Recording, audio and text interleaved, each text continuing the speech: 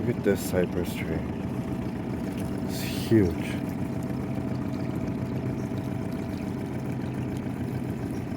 I really like the color of the trees when the sun is going down. This is the opposite side of the river. And then when the sun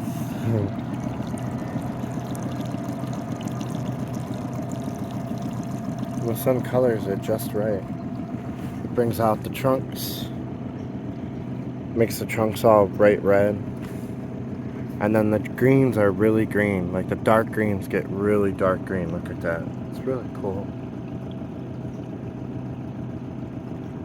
Completely changes it, the look of it, because you all of a sudden you see all the wood.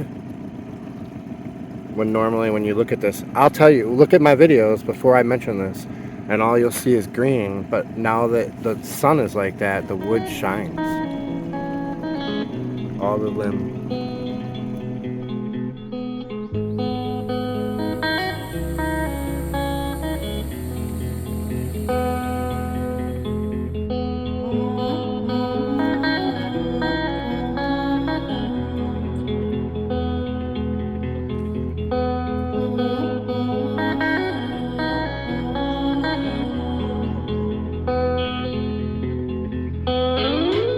The colder the night, the warmer your hands hold. Held in your arms, the hole in my head grows whole.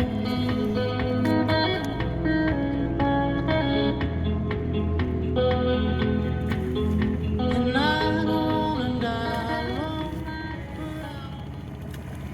Bars are gonna send a bunch of waves over here. We're gonna do this quick, River. You just get out, go potty, and get back. Ooh, that was a frog. That's pretty cool. Look at those lights just reflect off of the water. That's pretty cool. Come on, Riv. Let's get out of here. Come on.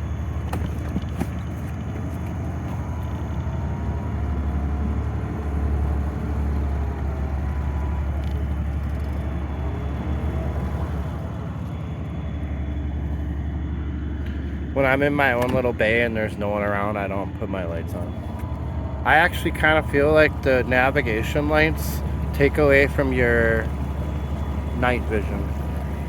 Or for me, they do. But when I'm going out and there's boaters and it's like a Saturday night or Friday night, I definitely put lights on. It has been one of the busiest weeks for me in a long time. This episode, I'm editing out maybe 15 different really cool topics just to make this video not 2 hours long. So much happened. The main thing that I want to point out is that this episode is sponsored. I have a sponsor, Power Clean, that I'm working with. It's a lithium battery company, and I am going to upgrade my power on this boat to lithium, and it's going to make a huge difference for me. So we're going to go over that in the film. The other thing we're going to go over is how I am feeling and approaching the nature, the snakes and the spiders around here, and how I'm just becoming more and more comfortable to interact with them and get better pictures of them. And in fact, I got a lot of actual close-ups. So I'm going to show you how I'm getting close to these snakes, how I'm trudging through the woods just to get a picture of them and that kind of thing. Oh, and by the way, this is my new pet bee. Now these mud dobblers or mud wasps actually just pick up mud from the beach and come over and build their nests for their young. And it turns out like this. Now, one of the problems I have with living on the water is that I don't have an address. So I got my battery shipped to my buddy's house, and when I went to go get groceries, I picked it up. So I got a box. It's not a heavy box, but it's not a light box either. And let's see. Oh, that's right. It comes from Power Clean. I am now an affiliate with this company, and if you order the lithium battery through them and you use my promo code, you'll get a 6% discount. You can also be reassured that I will make some money off of that battery that you buy. I actually get 15% of what you spend. So being an affiliate helps me and helps you. It's another way to actually make income on this channel. I could give you the math behind why lithium batteries are better and almost completely worth the higher cost. 10 years ago, it was questionable. At this point, they've come down in value or cost so much that it's almost a necessity when you're living off grid. The main problem you have with regular batteries is if you kill them down to nothing, which happens when you're off grid. You will be away from your boat. You won't be running your generator. Your fan will be going in the middle of the night and you will kill your batteries. You do that to a normal battery, there's no battery management system that will save it. It's going to get ruined and it will never come back to being 100%. At this point, lithium batteries are so smart and so capable that you cannot ruin them. They will stop you from doing something wrong. This battery has a built-in management system I'm going to show you. By scanning this label, I basically have everything built into my phone through Bluetooth. Cricket, what are you doing? You got a box? You like a box, don't you? New battery box. So first thing you gotta do is charge it. So I got it plugged in and it's charging. And as you can see, we got it completely charged and it's on standby here. The battery management system, or BMS, is built into the battery. So all you have to do is have the interface on your phone to tell a bunch of information. I'm going to go through that over the next couple of minutes here with you. Because this is a Group 24 battery, it's actually, the size is very easy for me to switch out and put in here, and it's a very lightweight battery.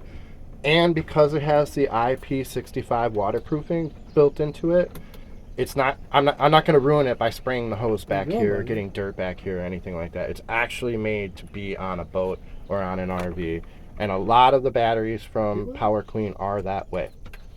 My change out was super fast, and all I had to do was just pull out the old battery, put in the new one, and we're done. What I was doing before when I had just cheap Walmart batteries, dry cell batteries, was running my generator a couple hours every day, regardless of whether or not I needed AC or anything running. I just would charge my batteries. With this one, you'll see I can make it nearly a week without charging, and when I charge, it gets done way faster with less gas being put into the generator. Now, my biggest use of energy is this hose, and it's saying it can run it for nearly 7 hours. One of the things I've mentioned a few times is I have learned over the years of traveling off-grid, your best bet is to not have electric things. If you have a can opener, make it a hand can opener. Anything you can have that's not running on electricity is better off-grid. You're just better using it. So instead of having an electric saw, you would use a hand saw. And instead of having an electric garage opener, you put the springs on the garage door and you open it by hand. You don't want a washer and dryer. You want to have a clothesline for a dryer. So there's a lot of things that happen in life for thousands of years where we had no electricity. The first thing I did when I went to off-grid in my home, I ripped out the floor, the carpet, wall-to-wall carpet, and I put down a couple of rugs, because you can take a rug outside and beat it with a broom, and you can sweep a wood floor. You don't need to have a vacuum in your life. We have lived for thousands of years without vacuums, and we still cleaned our houses. So it's a matter of just the things that you need to have that make sense. Use them. Use the power. Everything else, get rid of it. So in my situation, I have that pump. I have pumps that I use that actually take energy. Most of my stuff is fans and lights. The only other thing that I really plug in is fans, lights, and my cell phone. So when I'm looking at what kind of electricity I'm using, when I turn on my lights, I get 100 hours of lights that I could run the lights with this battery operating system here. And I use lights for about 2 hours every night. Around 8:30 it gets too dark and I need a light, and I stay up till around 10. So we're looking at weeks in between charging this battery if we're going off of the lights. My fan, the other interesting thing is my fan, I found that one of my fans is taking 5 amps and draining the batteries immediately. Like, it's a horrible fan to have going. Then another one of my fans that blows more air, even though it's a $70 fan, it will not even register as a tenth of an amp, and I can run it without the battery even acknowledging that it's running because it's so little energy being used. This to me is one of the most interesting things about this BMS, because I can go through and actually figure out where I'm going wrong. Don't turn on the bad fan unless the generator's running. Don't charge that one tablet because it takes 10 times more energy than your phone and it doesn't have that much of a bigger screen. These kind of things are what I figured out this week. And I have to tell you, I'm excited about it. The other thing is going 2 and 3 and 4 days in between ever running a generator. Generators are not fun. I like it. It's cool. When I have mine on, I have my TV running or stereo playing, and I try to avoid the noise of it running, or I leave my boat when it's running too. Now that I'm running an air conditioner and have that generator running, my ears start ringing by the end of the night, and that's not fun. That's not fun at all. So I nerd out about things like this, about, bugs, insects, snakes, electronics, any of that stuff I get into. This is me testing my hose. It says it can run it for 8 hours when it's at 99. Then I'm going to test my cell phone and my fans, and you'll see it'll jump to infinity. It will run a cell phone and a fan. Pretty much it doesn't even register it as an amp, or 1/10 of an amp. And to me, this is one of the coolest little instruments that I have on the boat right now. I'm excited about it. The last 14, 15 days has kind of been a repeat button. I find a nice place to stay overnight. I wake up and I take River to the beach. I come back, make coffee, and then I move the house to the beach so Cricket and I and River can kind of relax in the sand. And then after it starts to get hot and we've cooked out or what have you, we pull off into a nice little shady spot. I set up the air conditioner for Cricket, and River and I go out and take nature pictures. It has really been day after day after day of that process, and I gotta tell you, I am loving it. Out of town girls, they had just want a chance to see the city escape and lead a looser game with all the town boys. They had just want a chance with them. I understand you can bet your bare bones she'll be coming back tomorrow. What for? Should've called, should've rolled, even known for her before you close that door. Come on, River. Let's go. Closure, you know she told you she loved. Come on, buddy. Good push off too. Good job. To her, the margin of the postcard she keeps.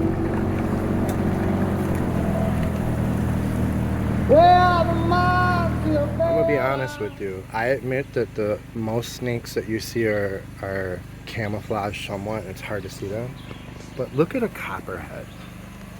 Look at what how you can, as I'm zooming in, that copperhead just jumps out to you. That thing is 50 feet away. Now I'm gonna try to walk on the land and get a better shot of it. Yeah, it's right in the middle. But it's a red snake. I mean, I don't know how that's camouflaged at all.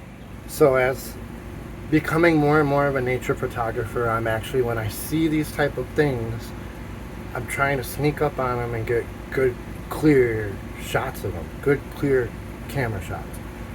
Which means I'm about to go out in these woods and kind of get on the ground and take a picture. The one thing that I am learning or making sure of is don't focus on the one snake. Look at, every time you step down, every time you move around, look at what you're doing in this environment, because there could be a different snake between here and where I want to take the picture. Okay? Look at the main snake you want to take a picture of, but also watch everywhere you step around.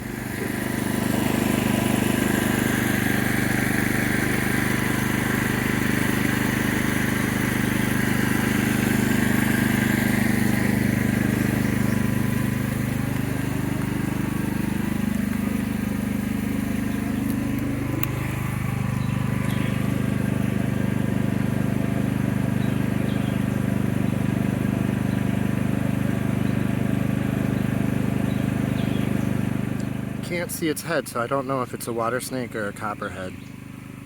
But I'm gonna try to take another view. That is a water snake. And it's really hard to tell them apart, but the stripes on a water moccasin make Hershey kisses, and stripes on a water snake are straight. And then the water snake, if you look at its head, the head is about the same size as the body, whereas a water moccasin or cottonmouth, the head is almost twice the size of the neck. Kind of sticks out because it has the pit viper glands. And this is just a regular happy old snake. And it can't really do anything to you other than give you an infection. Look at its markings. See the tail? And then I'll show you what a water moccasin looks like and how you can tell the difference. The other thing is when a snake is dry, its skin looks totally different than when a snake is wet. So it's really hard to look at a snake that's, in the water and then figure out what it is on the land.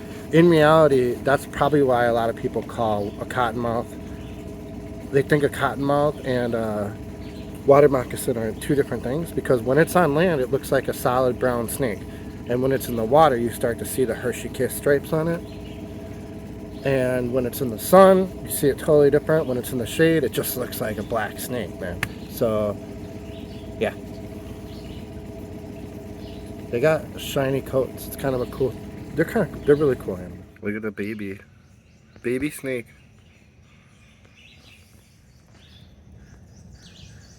This is a baby, very small, and I actually think it's a water snake because look at how small its head is.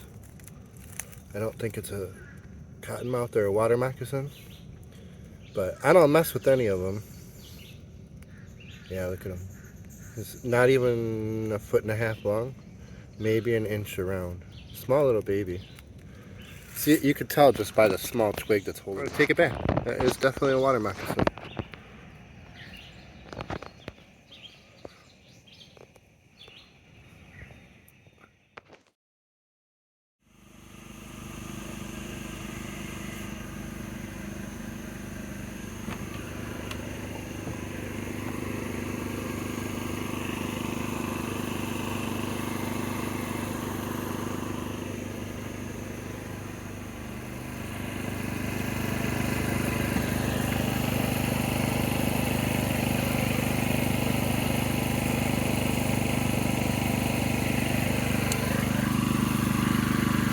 That squirrel-sized spider just got off of my boat when I started the motor. I mean, it's huge. Oh, there's a fish underneath it. It's gonna get eaten.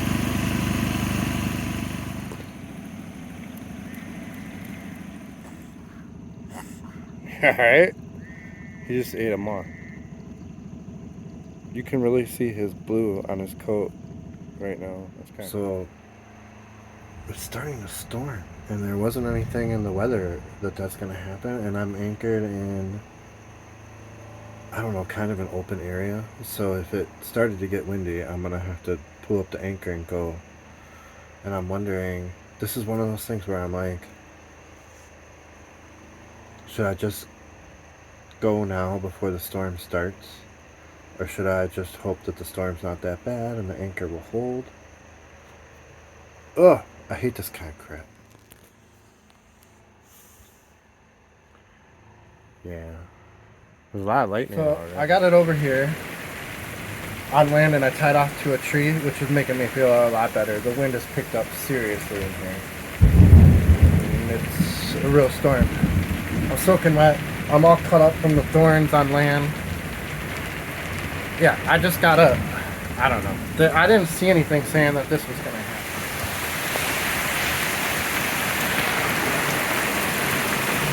Yes.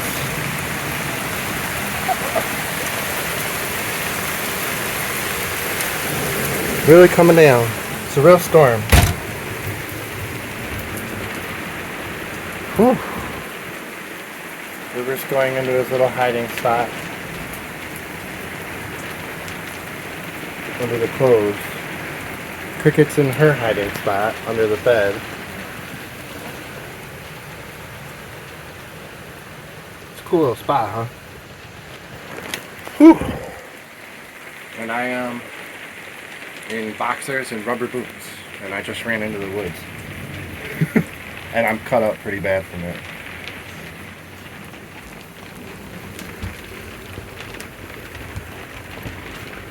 Look at that shit.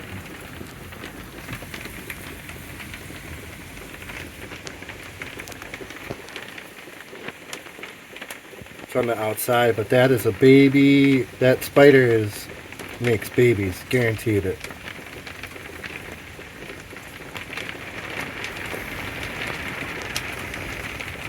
That's on the outside of the window. I'm not. Yeah, it's on the outside. I saw one of these. Look at that spider. You know it was pregnant, and then look at the pictures I took around it with all the babies walking around the mom. Crazy. Picture me crowning cards, dear, pick any kind you like. Picture them colored red, dear, black on back to life. From the stars in our eyes, they're just diamonds, bro. Jokes we tell to laugh, dear, laugh on back to pain. Pain is in the mind, dear, stars are much the same. God in the time it takes the light to reach. In time you'll find we're blind to the things we don't believe. Picture us out in Vegas, counting bills before show. Spending them from New Orleans, where we spent the week before. And the stars in our eyes are the lights in the flesh. Pictures of us in black, dear, rolling on the red. Carpets laid on concrete, counting billboards where we raised. That the stars of our minds shine bright and dark like diamonds, diamonds. And hearts in our hearts and our silver strung guitar say, hear me when I call, hear me when I come in late, you right away. I'm sorry it's not enough, I'm sorry I'm not enough to stay. Faded by in time at the back of your bed and mine. I love you deep, I love you.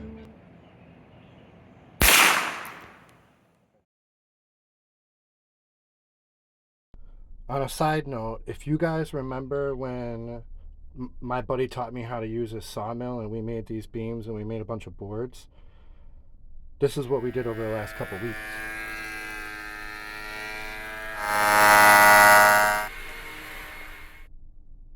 Me and Bebo planed them, and then I actually filled out this porch.